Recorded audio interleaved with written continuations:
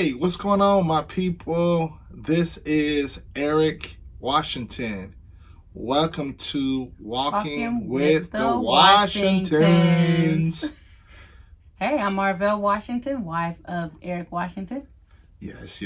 That's my beloved wife. Babe, I love you so much. I love you more. We find it necessary and essential to jump on and to have a conversation about marriage, a conversation about enduring, a conversation about the process that we've been through, the ups, the downs, the ugly, the I'm done with you. So we want to kind of talk to you guys about this podcast and what it's going to be about. And we just wanted you to be on this journey with us. What are your thoughts, Marvell? I agree 100% with everything that you said. This is our journey that we are sharing with you guys. We are choosing to uncover our scars to hopefully be a help to somebody. Hopefully to say that, hey, we went through this too. You can get through it. We got through it. So this is our journey, and we want you guys to follow us on our journey. We're not perfect. We have not arrived. But every day we are striving to be better husband and wife, better parents, better Christians, and just better people in general. Yeah. So follow us on our journey at Walking with the Washingtons. Hey. We'd love to have you over. Come on, stop by and chill with us over here at Walking with the Washingtons. You know, that's perfect, baby. I wanted you to kind of, from your perspective, you know, as the wife of this man. This man.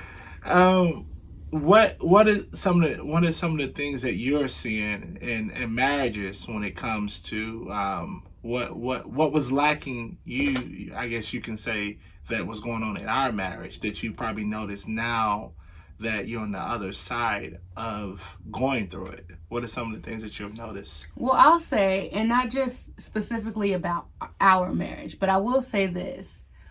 We get invited to a lot of weddings, but it's very rare that we ever get to see anyone's marriage.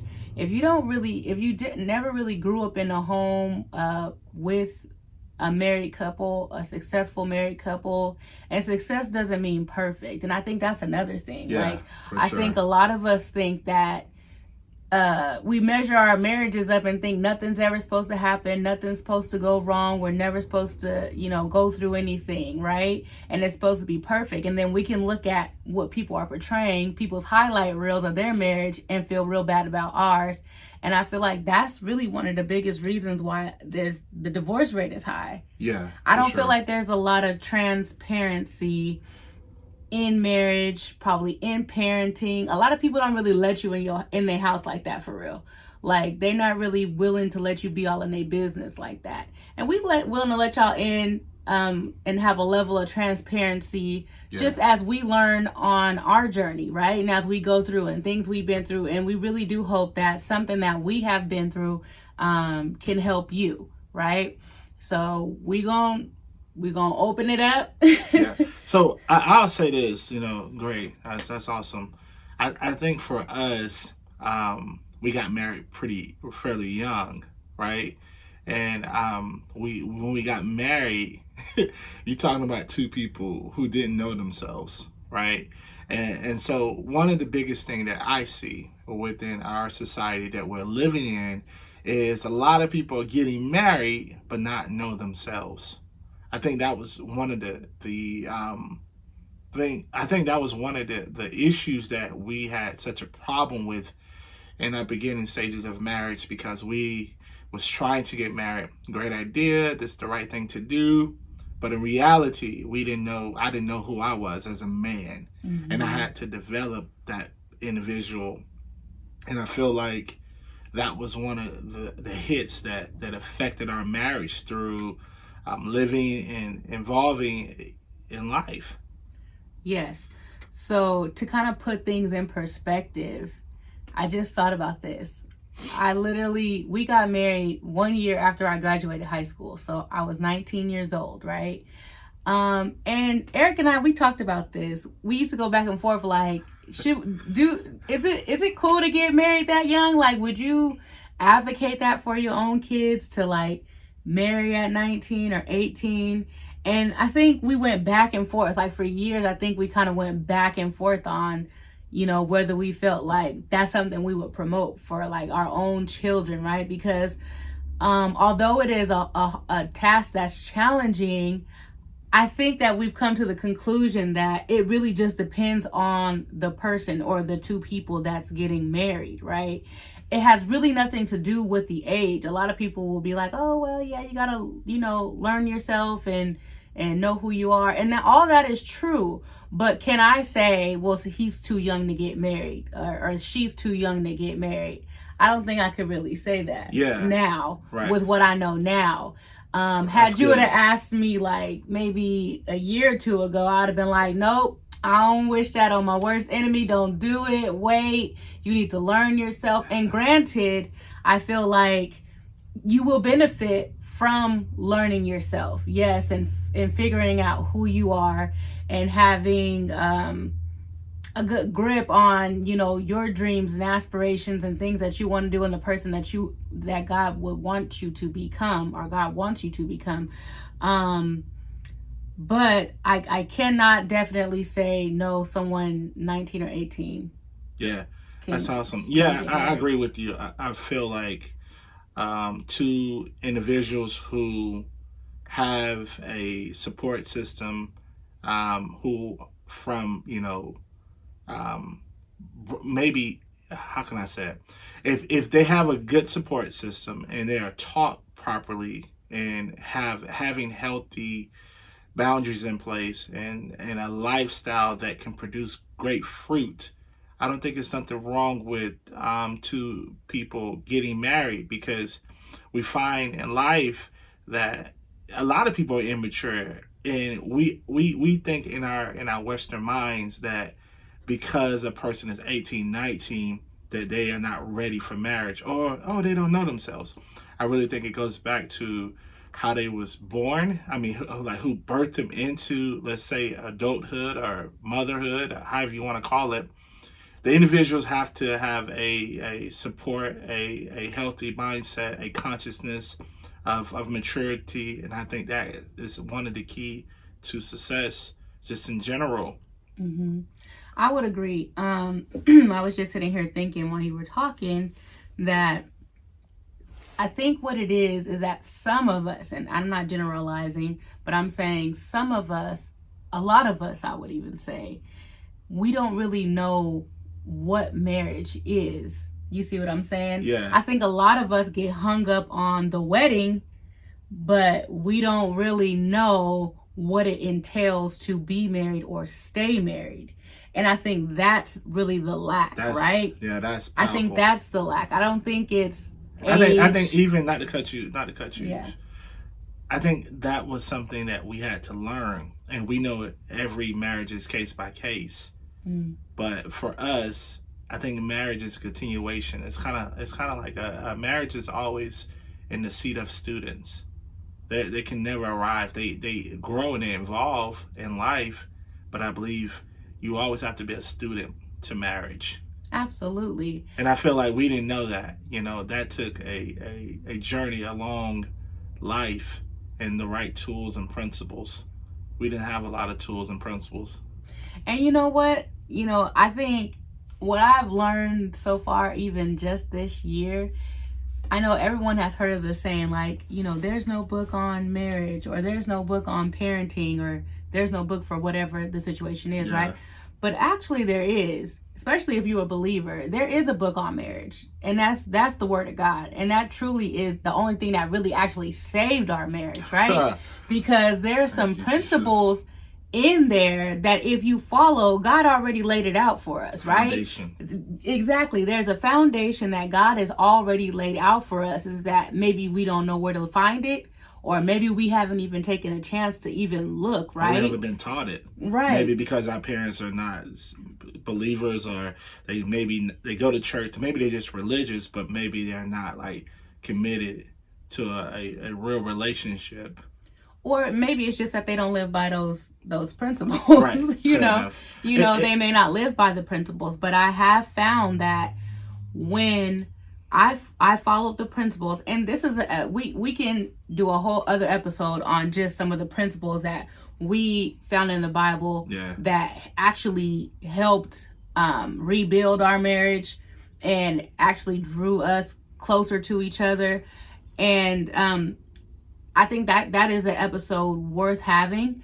But I do feel like that is the thing, though. I feel like there is a way, God's way of marriage. And if we succumb to God's way of marriage, even the person who didn't grow up with examples, even the couple that didn't have examples, or maybe they're the first couple married in their families, Yeah.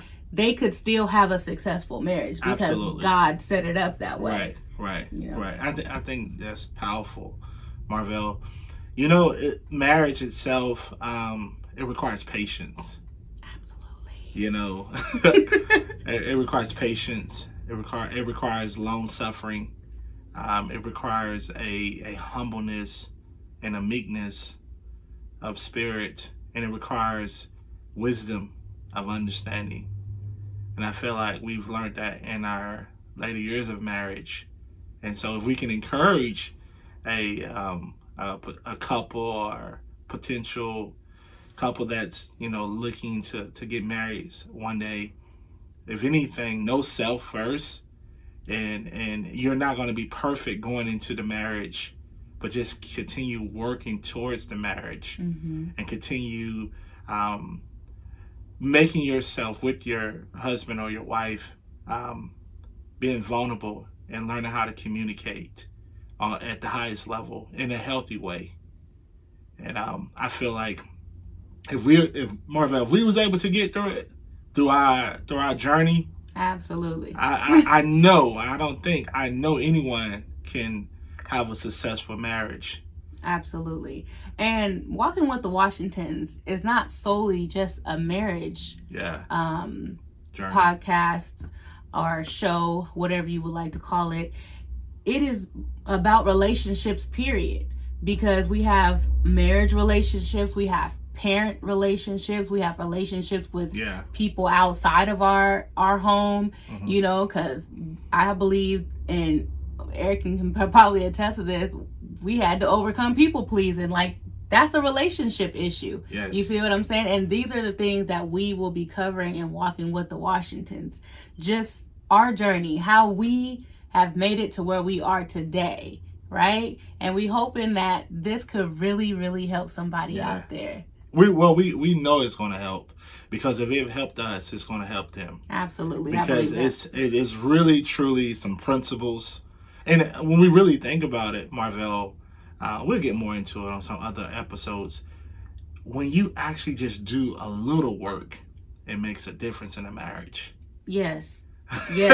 Like, they call it preventative maintenance. Yeah, preventative maintenance, for sure. Yes, because you don't want to see, and this is a thing I feel like some of us do in all relationships. We wait till the relationship is just crashed and burned, and then we want to try to fix it, when we could have been doing little things to either grow it or maintain it, the whole time. Seek the necessary source that you need. Absolutely.